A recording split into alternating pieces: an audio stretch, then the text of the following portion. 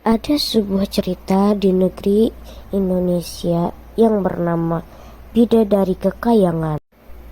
Di sebuah desa terdapat pria yang bernama Jaka Tarub dan ibunya. Halo, halo, udah pagi, Nuk. Bangun yuk, bangun. Oh, udah pagi toh, Bu. Iya, sudah pagi, Dok. Makanya bangun. Ya, Ibu juga minta tolong menangkap ikan ya.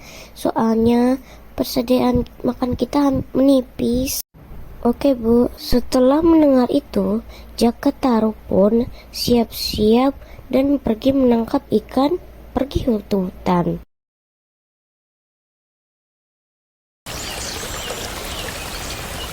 Setelah beberapa jam, akhirnya Jaka pulang ke rumah. Ibu, aku sudah pulang. Ini aku menangkap banyak ikan. Oh iya, Dok. Taruh meja ya. Setelah itu mereka pun makan malam bersama.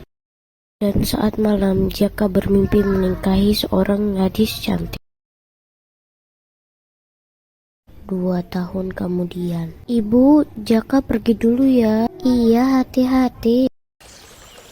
Innalillahi wa inna ilaihi.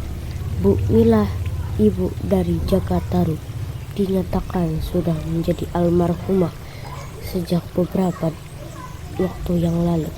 Untuk Jaka Tarub, segera ke masjid dan temui ibumu. Sabar ya, Ibu. Jaka menyalahkan semua ini kepada dirinya yang meninggalkan ibunya sendirian di rumah sehingga kecelakaan. Setelah beberapa hari termenung, akhirnya Jaka pun ingin pergi keluar untuk menangkap ikan. Tapi, apakah ini maksud mimpiku dulu? Tanpa berpikir panjang, Jaka mengambil salah satu selendang mereka. Setelah itu, mereka ingin pulang ke kayangan. Tapi, satu bidadari yang bernama Nawang Wulan tidak bisa menemukan selendang merahnya. Nawang Wulan, ayo kita kembali ke kayangan. Tapi aku tidak bisa menemukan selendangku.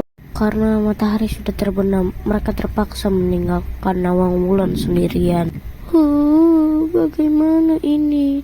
Aku tidak bisa pulang ke kayangan kalau begini. Jaka pun keluar dan mendekati Nawang Wulan. Apa yang kau lakukan di sini sendirian?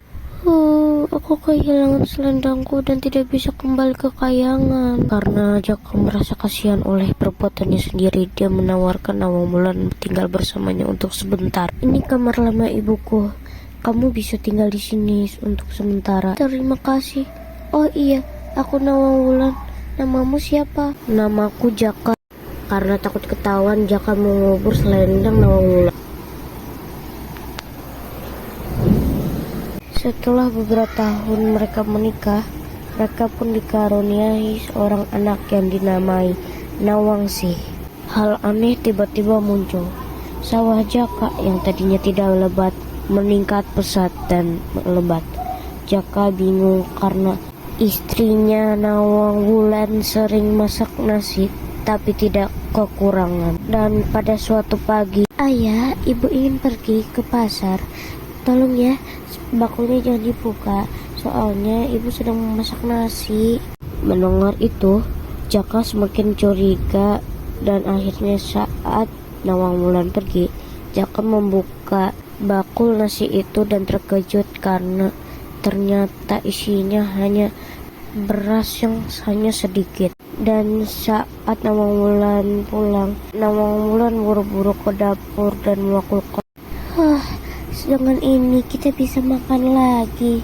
Apa yang ibu lakukan dengan beras itu? Nawang Wulan terkejut dan Jaka menghampiri bakul itu dan membukanya. Ternyata beras yang sedikit itu sudah menjadi nasi yang sangat berlimpah dan banyak. Apa yang ibu lakukan? Kenapa nasi ini bisa banyak? Padahal beras itu tadinya sedikit. Jaka merasa kecewa oleh perbuatan Nawang Wulan yang memangkai mantra untuk membuat nasi. Nawang Wulan pun berlari ke sawah dan ini selendangku. Nawang Wulan pun merasa kecewa kepada Jaka yang menyembunyikan selendangnya. Ayah, apa ini? Ini selendangku. Kenapa kau menyembunyikannya selama ini? Bagaimana kau bisa mendapatkannya? Lupakan itu. Ibu sudah kecewa pada ayah. Ibu akan kembali ke kayangan. Tidak, Nawang Wulan.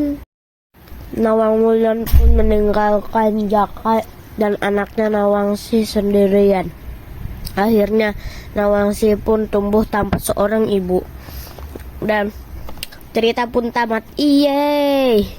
Dan bismillah.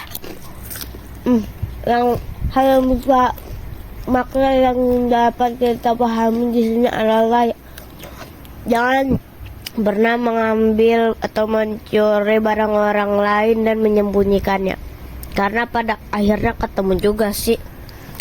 Udah itu aja. Terima kasih sudah menonton. Aku Alifa Jihan. Off. Dadah. Bismillah.